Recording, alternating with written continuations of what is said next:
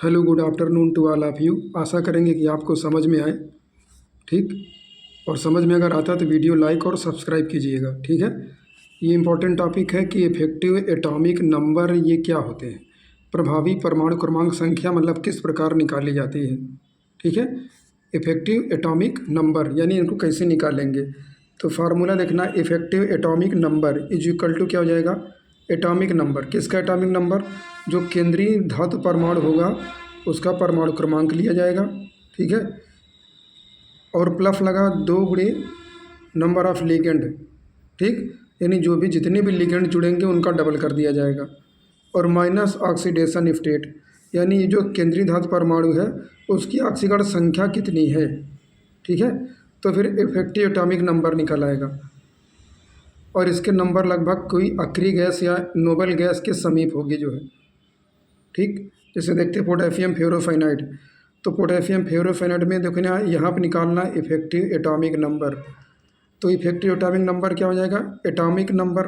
तो Fe का atomic number कितना होता है, 26 होता है। Fe का 26 होता है। प्लस लगाया। ठीक। 2 गुणे नंबर ऑफ लिगेंड, कितने लिगेंड यहाँ जुड़े हैं, ये मोनोडेंटेट है, एक दंती लिगेंड है, मतलब एक ही उपसंयोजक बंध बनाएगा। और कितने यहाँ पे जुड़े हैं, 6। तो इनको 6 से मल्टीप्लाई कर देंगे। ठीक है। और माइनस, अब ऑक्सीडेशन स्टेट निकाल लेंगे कि जो Fe है इसकी ऑक्सीकरण संख्या कितनी है।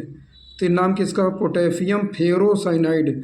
और फेरो की ऑक्सीकरण संख्या कितनी होगी, 2 हो जाएगी। फेरस की 2 होती है और फेरिक की 3। ठीक है। तो यहाँ पर कितना हो जाएगा, माइनस का 2 हो जाएगा। तो कितना हो जाएगा, 26 ये हो गए और ये 12 हो जाएगा और माइनस 2 इक्वल टू 36 आ जाएगा। और 36 किसका होता है, क्रिप्टॉन का। ठीक है। क्रिप्टॉन एक अक्रिय गैस है, इनर्ट गैस है, तो उसके समीप हो जाएगा। अगला एग्जांपल देखते हैं NiCO का होल 4। तो इनका इफेक्टिव एटॉमिक नंबर कैसे निकलेगा। ठीक है। तो यहाँ पर निकिल का परमाणु क्रमांक होता है एटॉमिक नंबर 28 होता है। निकिल कितना होता है, 28। और प्लस लगाया 2 गुणे लिगेंडों की संख्या, कितने लिगेंड है, ये 4 लिगेंड है निकिल के साथ जुड़े हैं। 2 गुणे लिगेंडों की संख्या। अब देखना यहाँ पर निकिल की ऑक्सीकरण संख्या 0 होगी क्योंकि कार्बन मोनोऑक्साइड क्या है, गैस है। ठीक। तो माइनस 0 लिख लो, 0 लिखो चाहे ना लिखो। कितना हो जाएगा, 28 ये हो गया और प्लस 8 है कोई। ठीक है। ये 36 हो जाएगा, क्रिप्टॉन के समकक्ष हो जाएगा। ठीक है। क्रिप्टॉन के समकक्ष हो जाएगा। तो ये एटॉमिक नंबर हो गया। और 2 गुणे लिगेंडों की संख्या, तो लिगेंड यहाँ 4 जुड़े हैं। ठीक है। तो 8 हो जाएगा।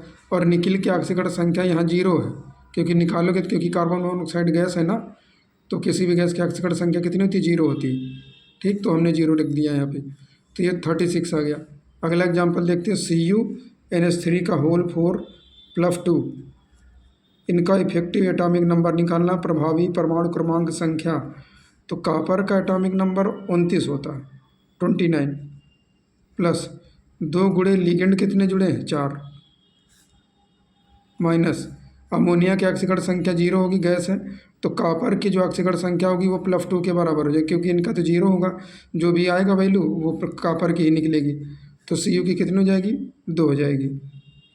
ये कितना हो जाएगा, 29 ये होगा और 8 में से 2 चले जाएंगे, 6 बचेगा, 36। ठीक। 35 आ जाएगा। ठीक है। तो इसमें एटॉमिक नंबर कितना आएगा, 35।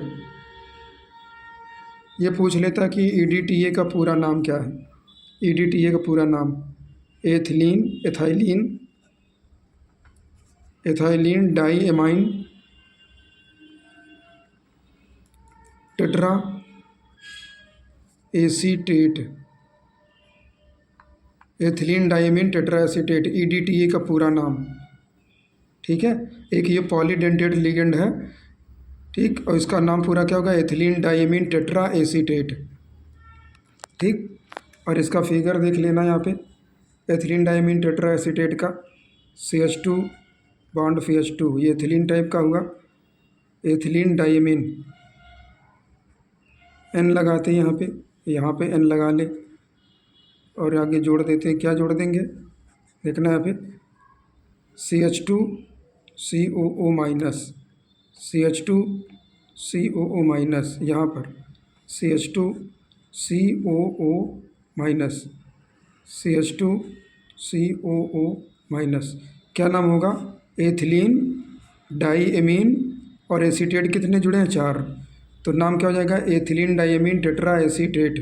और ये पॉलीडेंटेट लिगेंड है, पॉलीडेंटेट लिगेंड, बहुदंती लिगेंड, ठीक है। यानी जो केंद्रीय परमाणु को केवल एक इलेक्ट्रॉन युग्म देगा उसको क्या बोलेंगे, उसे बोलेंगे मोनोडेंटेट लिगेंड, ठीक। और बाईडेंटेट लिगेंड, हाँ लिगेंड के बारे में देखो थोड़ा सा समझ लेते हैं, लिगेंड क्या होते हैं, लिगेंड्स, ठीक है। ये क्या करता है, इलेक्ट्रॉन युग्म देता है, किसको, केंद्रीय धातु परमाणु को, ठीक है। इलेक्ट्रॉन पेयर देकर कोऑर्डिनेट बॉन्ड बनाता है, कोऑर्डिनेट, इलेक्ट्रॉन पेयर देकर क्या बनाएगा, कोऑर्डिनेट बॉन्ड बनाता है,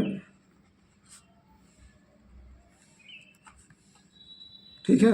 सेंट्रल मेटल एटम से, किससे बनाएगा, सेंट्रल मेटल एटम यानी केंद्रीय धातु परमाणु से, ये उपसंयोजक बंध बनाता है। यानी कोई मेटल होगा और मेटल के साथ उपसंयोजक बंध बनाएगा, कोऑर्डिनेट बॉन्ड, और वो लिगेंड के साथ जुड़ेगा, यानी लिगेंड इलेक्ट्रॉन पेयर इसको देगा, ठीक है।